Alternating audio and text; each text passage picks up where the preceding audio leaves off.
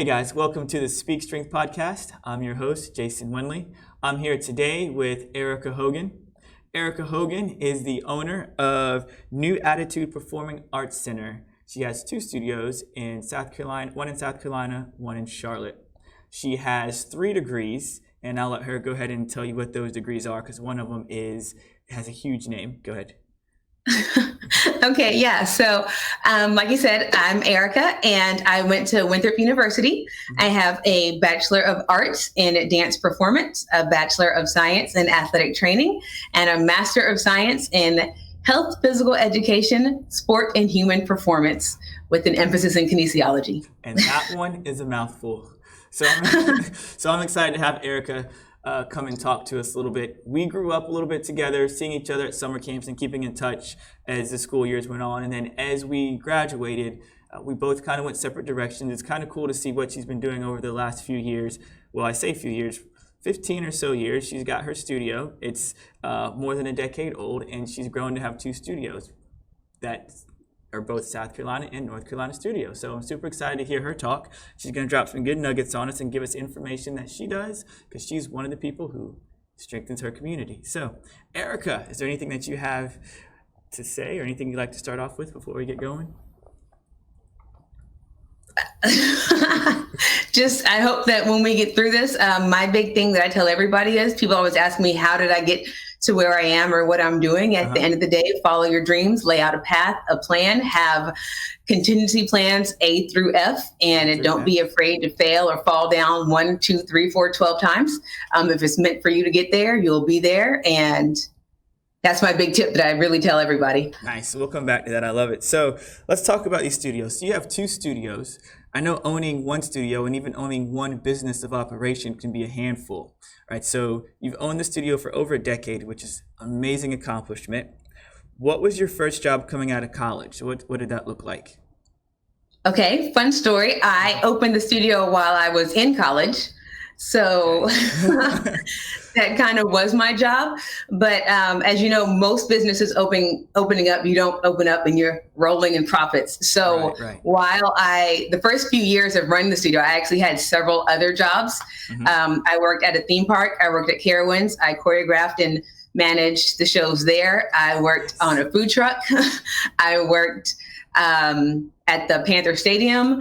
I was also working at after school program at the time. So I was holding down several other jobs for the first few years of the studio, but I definitely opened up while I was in college. That was always my passion.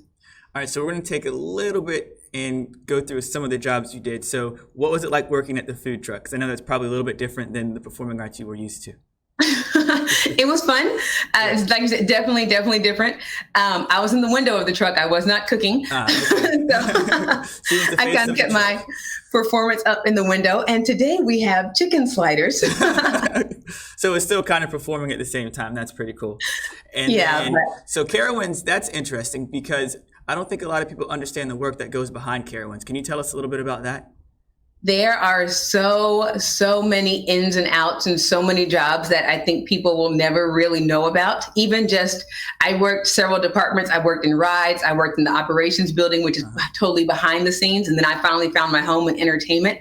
And even just to put one show on, you've got your entertainment managers, your stage managers, your tech directors, all of your techs running around backstage, your dressers, your costumers. And that's even before you get to your performers and your choreographers and your sound guys. So there's so many moving pieces that make it all work. Was that a year-round job then? Because Carowinds only open for seasons, which means if you got to do all that, that means I'm assuming there's rehearsals and things that have to happen and hiring new cast members. What's that like? Yeah, it's year-round now because now it's open for Winterfest and Carowinds and things. So when I did it, we had winters off.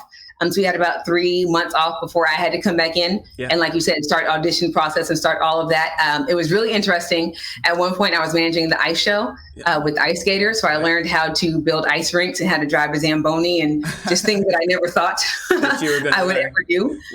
So, yeah. Oh, that's pretty cool. And all right, so maybe we're a little bit further in the future, but you also worked on a boat at some point in time in your life. You were, I guess, a performer on one of the shows on a cruise? Yeah, I got to dance with Royal Caribbean, which is nothing but fun. Who can complain about being in the Bahamas dancing. Yes. Nice. So, And what's fun about that is I've actually gotten to take my dancers, some of my teen and senior dancers, they've gotten to perform with Royal Caribbean twice now. oh yeah. So So that's pretty yeah, cool. So you formed some really cool connections that you've maintained since you left that, I guess, that job. yeah, yeah. Nice, good stuff. All right, so we've gone through that. You've got a few jobs. You've also opened up your studio. Now let's talk about the growth. What was the beginning like? I'm pretty sure you had some bumps and bruises along the way, being young 20s opening a studio. And as you said, profits don't roll in when you open your business at the beginning. Yes, it was even hard to get the studio open. I actually ended up having to open it without a bank loan. I went to several banks, and I remember one banker looked at me and he said, at your age, that I had no idea what I wanted to do. So people just honestly didn't trust and even know that I knew. I mean, I went in, I had gone to Small Business Development Center, so I had business plans, I had the financials, I had the full, everything was tight the way it should be, but nobody would take me seriously with that. So, we opened in a small one-room studio. You opened the front door and you were in the space. And that first year, I think we maybe had 30 students that took a chance, and it's just grown on from there to now we have well over 160. Nice. So how were you able to find that location that you used, and where was it located? It was in Rock Hill, and it was driving around. At that time, it was driving around, knocking on doors, seeing who had space available, what did I think I could afford at the time, and a little bit of prayer, some hope, and it all came together. All right, so now that we've got the studio, you've got a small space. How big was it, by the way? It was about 1,400 square feet. So it's 1,400 square feet just of open space? Yeah. And what about the floor? I had to purchase a floor. Oh, so you can't, as soon as you got your rent, you had to go straight into purchasing a floor, and that's no small feat. All right, so you've got... Yeah. You strapped your shoes on, your boots are tied up, and you're like, let's get this going. I got a studio, now I have to purchase a floor. About how long did it take for all this stuff to come together in the beginning? From planning to actually getting the doors open was about a year. Good stuff. And that's just the tedious work, right? Because you said you wrote the paperwork, the financials down. That was putting the business plan together, getting the financials, finding a place, saving up. Once I realized that I wasn't going to get a loan. Yep. Saving, begging, borrowing, piecing together, seeing what I could do, what I could sell of my own personal things to kind of put it together to at least be able to open the doors. I knew if I could get the doors open, I could make it work. So you know what does not happen? If you build it, they don't come. So where did they come from? You had to go get Where them. Did they come from? Yeah, where did your people come from? I used, how when you're in college, you have X amount of printing that you can use, like on your little, I don't know if you did, but at Winthrop, we had X amount of printing. I know what you're talking about. I don't know if I should say this. I printed flyers on my, and I drove around neighborhoods and I put flyers in mailboxes. I put them on car, wherever I went to restaurants, any place that would let me put up a flyer, I put up a flyer. And I sat in the studio day after day waiting for somebody. I think it was maybe a week and a half before the first student walked in the door. Yeah. To register. So did you start classes before you had students registered, or were you hoping like I need to have students registered and then I'll start opening things up? Or did you ever go at a time in which you're like, this is a time that I'm going to have class. Even if I don't have anyone signed up, I'm going to be at the studio from this time and this time in case someone shows up? So I started with the registration date. So I said, I will be at the studio from this day to this day. And so then the way I worked it was when you registered this is paper registration. I didn't even have a computer software system yet. Yeah. And it said, check here for classes before 5, check here for classes after 5, circle your age group and circle the day that worked best for you. And then I kind of compiled a schedule after that. Then I snail mailed people out their schedule that said, oh, your class will be Tuesdays at 5:30. And did you work with a studio prior to this how were you prepared to do all this stuff in the beginning of the studio process? Did you ask other dance studio owners? Did you have an organization of dance studio owners that you were able to refer to?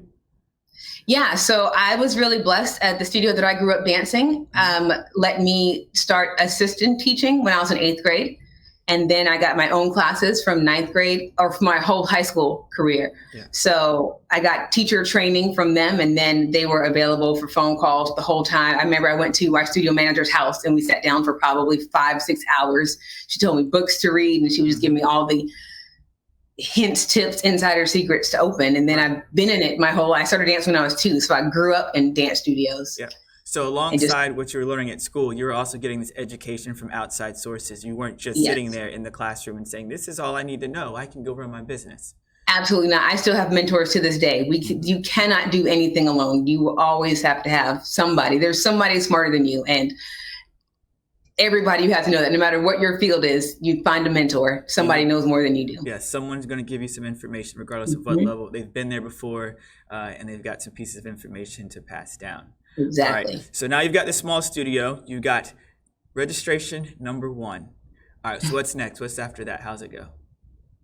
Then it went from there. Like I said, I had 2 other teachers who were friends of mine. Okay. And thank goodness they were friends, because I was like, listen, guys, what's payment looking like this month? I got a stick of gum and I have some hot dog buns. Who wants the gum? Who wants the hot dog buns? Because we're going to make this work. Yeah. So they believed in me. They believed in the dream and the studio. And then that's how we made it work. Are they still around? Yes. Oh, that's pretty cool. One of them is still teaching with us. Yeah. Oh, good stuff. All right. So you met them at Winthrop when you were in college? I met one in college and one at Carowinds, actually. Yeah. Oh, cool. And once you guys started going and you were like, all right, you're getting gum, you're getting hot dog buns.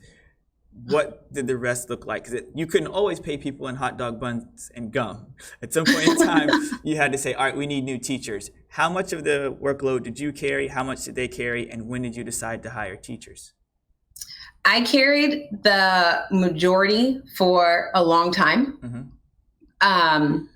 And then it got to the point I knew if I wanted to grow the studio, I couldn't continue to do it all and do it all well. Right. So I sit down again and say, okay, Erika, how do we make this work? So I had to put pedal to the metal again and go back out and advertise. And by this point, Facebook was advertising and things like that. And so we did some of that word of mouth. I started, a referral program. Refer a friend, you get $15 off tuition. Oh, bring a friend to dance week. Bring your friends in. Yep. You get $15 off tuition. And so it just started building and building that way. And we grew a lot the second year. I would say we almost doubled in size, if not more. So what were your hours like? Nonstop. The studio was open 4 days a week. Okay. And we're after school hours from about 4 to 10-ish. The kids left around 9:30, but of course there's work to do after that. And then we every parade that we could be in, every nursing home performance, every whatever performance we could be at, we were there. And so the hours were long, which is probably pretty brutal. When you're 11 years in and you're still going, which means at some point in time, you found a way to manage that time. What did that look like when you said, all right, now I'm doing too much. I'm hiring people. Maybe I need to do a lot less still. Like how did you start knocking off the list of, I guess, the hats you wear? How did you start handing your hats out to people? Yeah, it's funny. I still have a hard time with that. My staff tells me all the time, they're like, Erika, stop, we can do it. And then actually at our last staff meeting, we had a conversation. And because we talk about all the time how I think I have on the superhero cape. Yeah. And what do superheroes do when they come to town? They tear stuff up and then they leave.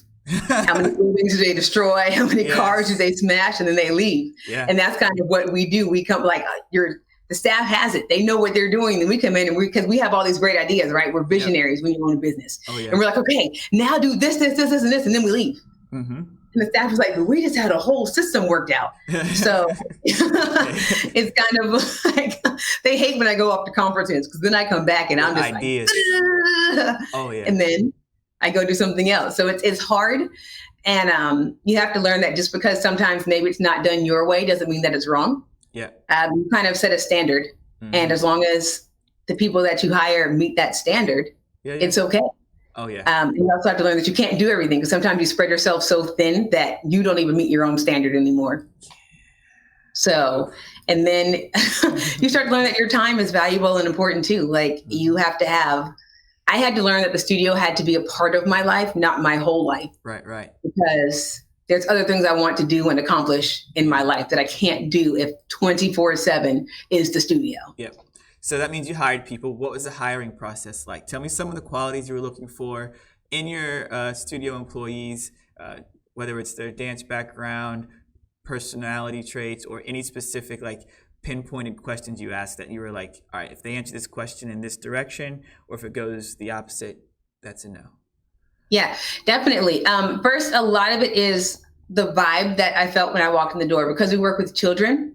If you automatically walk in and you're just, I mean, you could just feel, if you don't have an energy and a passion about you, you can't work with children. When you're working with kids, it's a different element than if you work in a job where you're in a cubicle by yourself all day. You can have whatever attitude you want. Nobody cares. And also staff, they have to do a trial class, because just because you're a great dancer doesn't mean that you're a great teacher. This is true. So that's a huge one as well. Yeah. And then we have a 30-day trial period as well, because so you have to everybody comes in with their A game. Oh yeah. I need to know what you're like on when you have a bad day. Yeah. You're still going to come in with the energy that you need to teach a 2-year-old. Oh, correct. How are you going to handle our high schoolers when they come in and they have a bad day? Because there's a difference. A 2-year-old's bad day and a 14-year-old's bad day, they're two different things. You have to know how to handle them both. Aren't they two different things? I tell you. I mean, you're right, though. You do have to be able to handle both, especially if you're working with children. And so you work with children, which means you have the ability to empower kids to do great things, right? Like you could be the person that helps them move on to the next level, to whatever they're trying to do, whether it's dance or whether it's in whatever industry they choose. What are some of the things you try to instill, or you want your studios to instill in the kids that come across your studio? There's a lot of things, and some of them seem minor on up. First of all, every dancer that walks in my door, hello, beautiful. I tell them all. I think all children, all little girls, beautiful, handsome, because that's just a confidence booster. And I don't think that sometimes we tell them that enough. And a lot of times people don't grow up with that confidence. Right. I tell them all, if they can dance on a stage, then they can conquer a boardroom later. Yeah. And I tell them it's okay to fail in the dance studio. That's okay. That's what we're here for. This is where you learn. Yes. And this is your safe space to learn these hard lessons, to learn how to take criticism, constructive criticism. You got to think, in the dance studio, we live our lives in front of the mirror. We are literally living our lives looking at our imperfections every day. Right. If we can handle that, we can go out into the world, and there's nothing anybody can tell us now that's going to break us down, because we know who we are. And those are the kind of things that I try to instill in them, that they're powerful and they're brave and they're strong. And it's awesome, because it's a different kind of space. We have a teacher-student relationship, but because it's more open, it's also kind of like a big sister, little sister, brother relationship as well. So we get both sides of it. Yeah. And you get to talk to them, and they probably tell you stories and stuff that you're like, I remember there's a couple of times there's some athletes I've had who came, and I didn't know I had such an impact on maybe one or two of them. And they came up and they started telling me things. I'm like, oh man. At some point in time, I clicked to them, like they are following this scenario. And you guys have that as well, I'm guessing, with dance. And sometimes you say something that you don't even know, and then a kid will graduate and come back to you 5 years later and say, when you said that to me, and you're like, wow, I said that? That's what something I would say. And you didn't even know. So words are powerful. So we try to use them. Do you have anybody that in your life is like you are to the people or to the kids that you're empowering right now? Oh, for sure. Talk about some of those people. They would definitely be my dance teachers. Yeah. Growing up, I still talk to my dance teachers. Yeah. That I had growing up. I still go back and ask them for advice. And it's funny now, one of my main dance teachers comes to me for advice. She's like, the student has become the teacher. That's pretty cool. And so we've got a great relationship now. And it's just great to still be able to have that. Yeah. Because she's known me my whole life, pretty much. And she's seen your bottoms and your highs. No, that's really cool. So you mentioned we talked about getting that education outside of the traditional school system, because you said you sat with your mentors, they gave you books. Can you tell us a few of the books that you read, whether they were dance or whether they were any book that you had that would help someone to say, hey, try this. This will help you get to the next step. It can explain it way better than I can. Yeah, there's actually a lot of, I'm big into reading. The Compound Effect was huge. I also love creating magic. If anybody, I tell everybody, if you want to know how I run my studio, I say, what would Disney do? Anytime I have a question, I'm like, what would Disney do? Because Disney always seems to get it right. Don't they? So creating magic was a Disney one. Was it Finding Your Tribe, Creating Your Tribe, something like that? And then when it came to when I actually had the business, Move Your Bus. Ron Clark wrote that one, was a great one for me too, when it was coming down to delegating and things when you're asking about that. So those are some of the top ones that I would recommend. Someone suggested the book E-Myth to me, and that one really helped with the idea of delegation. And I've read a couple of other books about that, and that's something as most business owners have that issue. If you go into the business world thinking that immediately you're going to delegate, you probably get kicked in the face a little bit harder than others. But if you're like, I'm going to do this work, you get to the spot, and now you have to learn to give this work that you work so hard for to somebody else. Yeah, that's pretty cool. Is there anything specific, as you mentioned before, when we started, you said at the end of this, I want people to understand their passion and this. Can you go ahead back into that statement that you said and give us a little bit more information about that? Don't be afraid to follow your dream. There were a lot of people that told me that dance was not going to be a real career. Oh, you're so smart. Why don't you become a doctor? I applied to med school. I got into med school. And then it didn't feel right. Right. So I probably could have been a doctor, would have made money, sure, but I would not have been soul fulfilled. And it sounds so cliche. Find your passion and then you don't have to work. I don't feel like I'm going to work every day. There are some days where I'm like, ugh. Right. But 98% of the time, I'm happy to go to work. I'm having a great time. So you've got to find what you're passionate about and do that. And it might change. Don't be afraid to change careers.